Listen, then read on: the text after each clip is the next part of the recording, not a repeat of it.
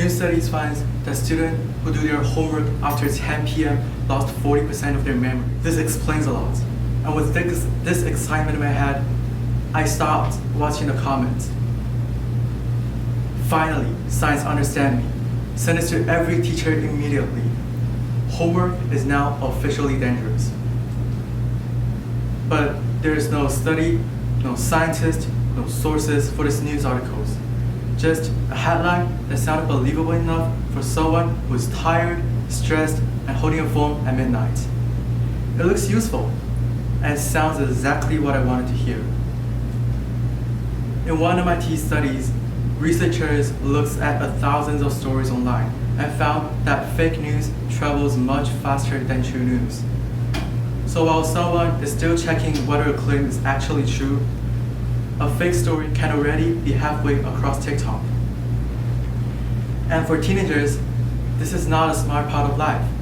Social media is where we learn news, trends, jokes, and things that we did not even want to hear about. So the problem is not simply because teenagers are distracted. The problem is that fake news are designed to be faster, louder, and more interesting than everything else. And right now, the interesting part is winning. Adults usually have one solution: get off your phone. They block websites, block apps, install parental controls, which is basically like saying, we want to solve the unhealthy eating by hiding all the chips away. Sure, salad is healthier, but if you put salad next to hot chips, most teenagers are not going to stare at the salad and say, wow, fiber. Instead, the chips are louder. It is salty, crunchy, colorful, and are designed to keep you want more. Misinformation works in a similar way. It is emotional, dramatic, and easy to consume. So if adults only takes the chips away, teenagers never going to learn how to choose when the adults are gone. This is why I do not think that the answer is just by blocking unhealthy information. The answer is help us recognize what we are consuming. A good system does not force the choice. It adds context. It does not tell you what to think. It helps you notice what you are looking at. This year, I worked on a software project for a science competition. The idea was simple. Instead of blocking information, the software helps show the quality of information. Think about food. When you pick up a bag of chips, the nutrition labels does not say forbidden. You are not allowed to eat this. It also does not pretend that the chips are salad. It just shows you what's inside. Calories, sugar, sodiums, ingredients, and then you decide what to do. Misinformation is similar. When you read something online, you should be able to know what is inside a claim. Who's the author? Are there sources? Is the tone balanced? Or is it just trying to make me angry? Each question becomes part of the label and should help you in deciding more carefully. Now that is the difference. Blocking says you cannot see this. But a credibility label says, before you believe in this, look closer. But for this to work, credibility labels has to appear fast. Because misinformation are not going to wait politely. They are not going to sit there and say, I'll give you 3 business days while someone is checking my sources. Instead, they're fast. The fake post gets copied, reposted, and turned into a short video with a scary music and a caption that says, they don't want you to notice. And now, AI makes that even faster. Bots can generate thousands of stories faster than I can finish a bag of chips. But let me be clear. AI should not help us decide what is true. AI should not be some giant digital judge sitting on a cloud with a glowing hammer. It should help us check faster. It should look for the warning signals that humans already cares about. Things like sources, author, tone, dates, and missing context. It is not there to help us think. It is there to help us notice what we are looking at. And in a way, that is what my project tries to do. It uses AI and rules together to help us decide what is really happening and to just make it pause fast enough for people to think.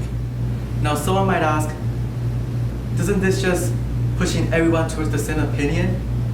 No, because better context does not mean everyone has to think in the same thing.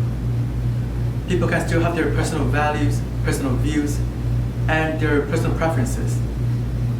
For example, in some other families, cold water is refreshing. But in my Chinese family, cold water is basically a crime. Same water, different family standard. Information is similar. Different families cares about different things.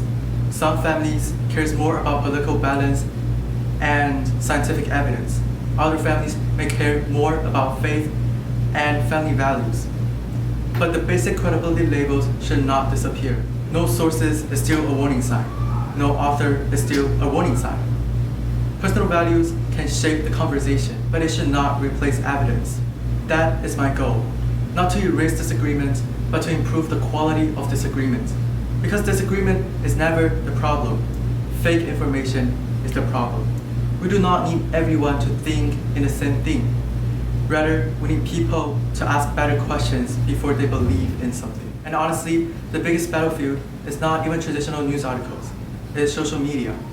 One person posts something, another person reacts to it, someone else clips the reaction, and then someone else reacts to the reaction. And then suddenly, nobody remembers what is the original claim, but everyone is angry. Algorithms do not reward what is true. They reward what keeps you watching. So imagine if a credibility label is applied directly to social media content, not by sending a dramatic notification like, your child is being radicalized. Instead, it shows something more useful like, this video about this topic is spreading quick. Some of its claims are misleading. Here are some questions you could discuss with your kids tonight. Now, the fake news does not just become an emergency. It becomes a conversation. And teenagers does not have to think that every online opinion is a secret battle. They learn how to question it. That is what education should look like. Not just give students the answer, but teach them how to recognize and judge the answers they are given. The fake news is not just slowing down. So instead of hiding the chips, teach us how to read the labels. Instead of choosing for us, teach us how to choose. Because the battle with lies is not just about blocking. It is about learning which information deserves our trust. Truth does not only need to be correct anymore. It needed to be fast. So when lies runs faster than truth, we should not simply take such choice away. We should teach people how to recognize what they're consuming. We should teach them how to read the label. Thank you.